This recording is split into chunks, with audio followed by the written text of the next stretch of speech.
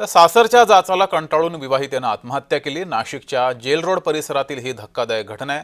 पतीसह दोघांना उपनगर पोलिसांनी अटक केली आहे। तर धक्कादायक प्रकार नाशिकमध्ये घडले। गेल्या काही दिवसात नाशिकमध्ये अनेक अशा घटना घडत आहेत। अधिक माहिती घेऊया, आपले प्रतिनिधी किरण गोटूर आपल्यासोबत जोडलेले आहेत। किरण, नाशिकमध्ये गेल्या काही दिवसात ज्या घटना घडत आहेत त्यामुळे आता गुन्हेगारीचं हब नाशिक बनले का, असा सवाल उपस्थित झालाय।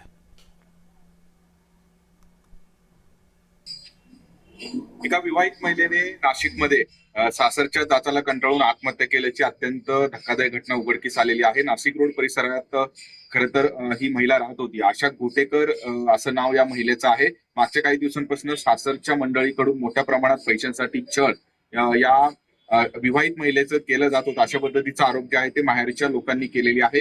या सगळ्या प्रकरणानंतर नाशिकच्या उपनगर पोलीस ठाण्यामध्ये गुन्हा दाखल झालेला आहे आणि पतीसह आणखीन एक म्हणजे 2 जणांना जे आहे ते पोलिसांनी अटक केलेली आहे आणि या सगळ्या प्रकरणाचा जो तपास आहे तो पोलिसांकडून केला जातोय। आतापर्यंत मोठ्या प्रमाणात पैसे जे आहे ते एकूणच माहेरच्या लोकांनी सासरच्या लोकांना दिलेले होते, असं सुद्धा आरोप करण्यात आलेला आहे। पण तरी सुद्धा आणखीन पैशाचं जे तगादा आहे ते आशा गोटेकरकडे सासरच्या लोकांनी हे केलेला होता किंवा करत होते, अशा पद्धतीचा आरोप सुद्धा करण्यात आलेला आहे।